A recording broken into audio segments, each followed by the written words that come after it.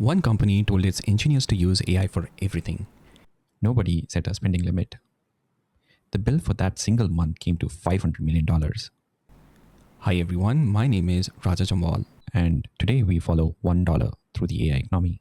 Let's start with the smallest number in this whole story, the $20 you might be paying for the chatbot.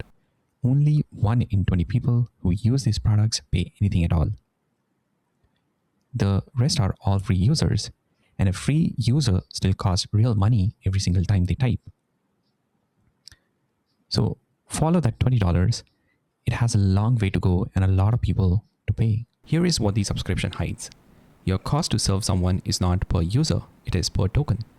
Every word the model reads and every word it writes is memory bandwidth somebody is renting. And the modern models don't just answer you. They think first, they call tools, they span sub-agents. So one heavy user can cost 100 times what a light one does. Same $20 either way. Which is why the industry quietly changed the deal. Flat rates went away for business customers. The meter went on instead. You pay for what you earn. And that is how one company ends up with a $500 million bill for a single month. They did not get hacked. They used the product exactly as it was sold to them. Now, here's the part nobody puts in a keynote. It's an accounting argument with an engineering answer. When you buy a chip like this, you do not take the cost all at once. You spread it over the years you expect to use it. The big cloud companies spread it over 5 to 6 years, but NVIDIA ships a new generation roughly every year. So the real working life is closer to 2 to 3. Stretch the schedule and today's profit look bigger. Michael Burry puts that gap at $176 billion. If you want to know whether the demand is really there, don't read the press release. Watch the spare capacity. Last year, Meta said it could not get enough compute for its own teams. This year, Meta and xAI are both renting their data center capacity out to the other companies.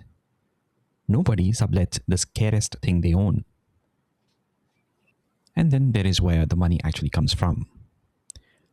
Oracle borrowed tens of billions to build data centers so it could rent them back to OpenAI. More than half of Oracle's $638 billion backlog traces to that one customer.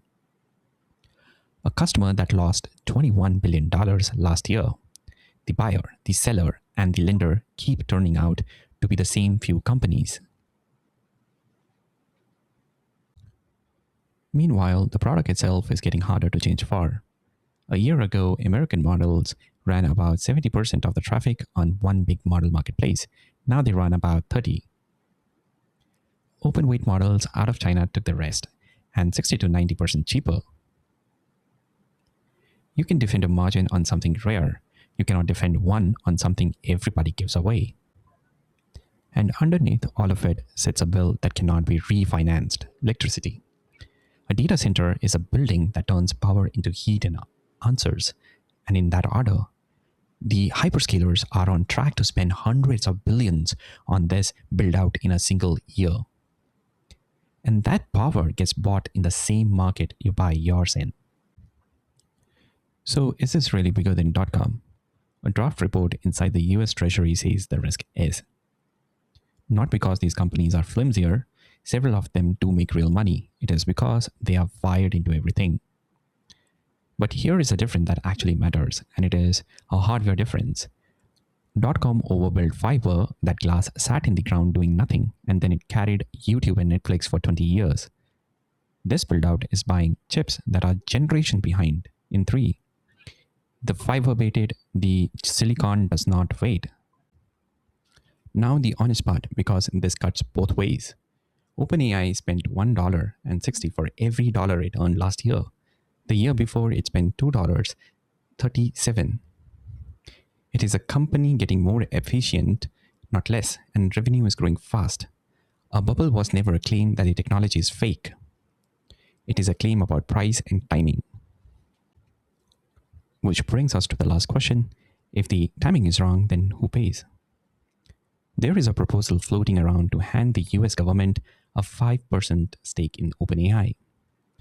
Dressed up as sharing the upside, that works out to be roughly $320 per household. But a government that owns a piece of something is a government that cannot let it fail. That is not a share, that is a guarantee.